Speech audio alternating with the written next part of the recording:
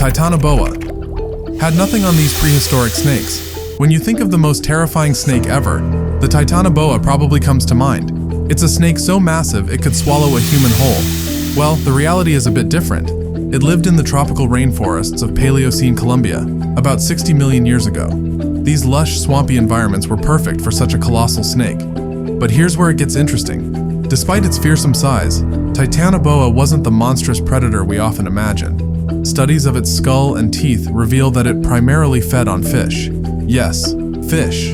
Its teeth were numerous but not as durable as those of other large constrictors, suggesting it wasn't out there gobbling up large mammals or crocodiles regularly. Instead, Titanoboa likely spent most of its time slithering through rivers, hunting fish with its many, albeit delicate, teeth. So, while running into this snake would definitely ruin your day, unless you were a fish, you probably wouldn't be its first choice for a meal.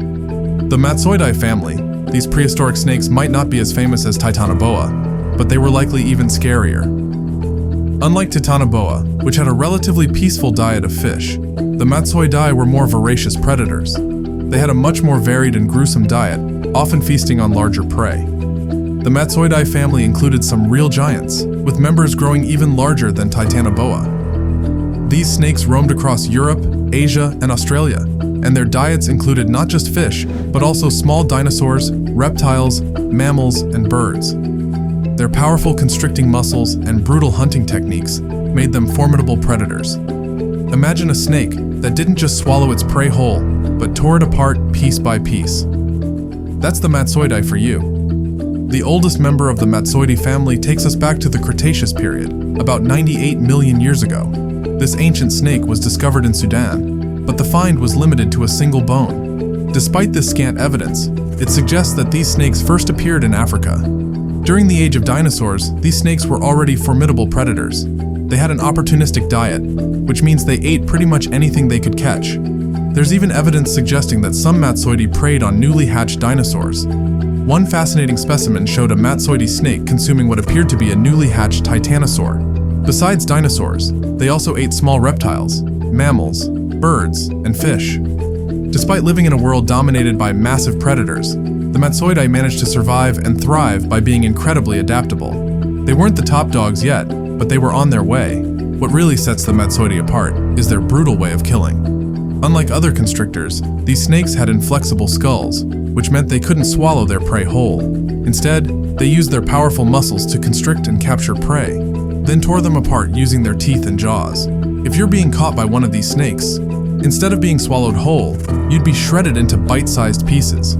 This gruesome method made the Matsoidae incredibly efficient and terrifying predators. They didn't just rely on brute strength, their feeding techniques were downright brutal, making them even scarier than the Titanoboa. As they evolved, these snakes grew larger and more menacing, cementing their place as some of the most formidable predators of their time. One of the most impressive members of the Matsoidae family was Matsoia, a snake so massive that it could easily rival the largest serpents we know today. Matsoia thrived in the Cretaceous period, inhabiting regions of India and Madagascar.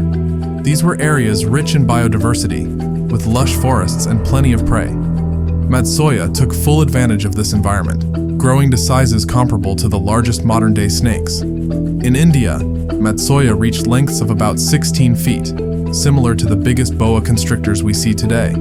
But in Madagascar, these snakes could grow even larger, sometimes stretching up to 26 feet. That's on par with the longest reticulated pythons, which are the current giants of the snake world. Imagine encountering a snake that size in the dense forests of ancient Madagascar. Matsoia's impressive size and its ability to thrive in diverse habitats made it a dominant predator during its time. The Matsoidae family had another remarkable achievement. They survived the KT extinction event that wiped out the dinosaurs. How did they manage this when so many others perished? The key to their survival lay in their adaptability and resilience. Matsoidae snakes had low metabolic rates, which meant they could go long periods without food. This was a crucial advantage during times when food was scarce. Additionally, their ability to take shelter in hard-to-reach places protected them from the harshest conditions of the extinction event. As the world changed and the dinosaurs vanished, the Matsoidae continued to evolve. They expanded into new territories and adapted to new environments, ensuring their survival in the post-dinosaur era. This adaptability allowed them to thrive while other species struggled to cope with the changing world. Enter Vuki indicus, potentially the largest snake ever to slither on Earth. Discovered in India, Vuki indicus was initially mistaken for a large crocodilian because of its immense size.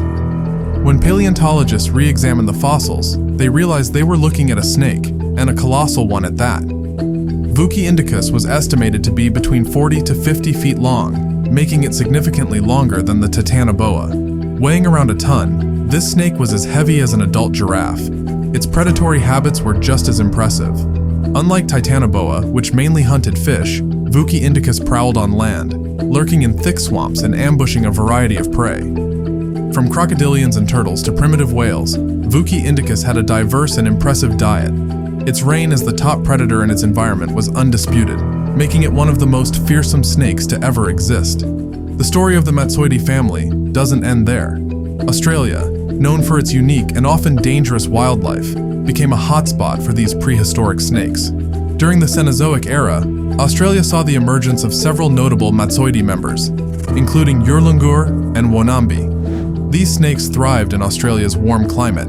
Adapting to the continent's diverse, Yurlungur was one of the giants, measuring around 20 feet long. It lived about 23 million years ago and was primarily terrestrial, preying on marsupials and reptiles. Wonambi, slightly smaller but still formidable, also measured up to 20 feet. These snakes coexisted with Australia's megafauna, including giant birds, marsupial lions, and enormous wombats. Their ability to adapt to Australia's changing climate and diverse prey base ensured their survival for millions of years. Wonambi, the last known genus of the Matsoidae family, managed to survive until about 50,000 years ago. Unlike its larger relatives, Wonambi thrived by adapting to cooler and drier climates.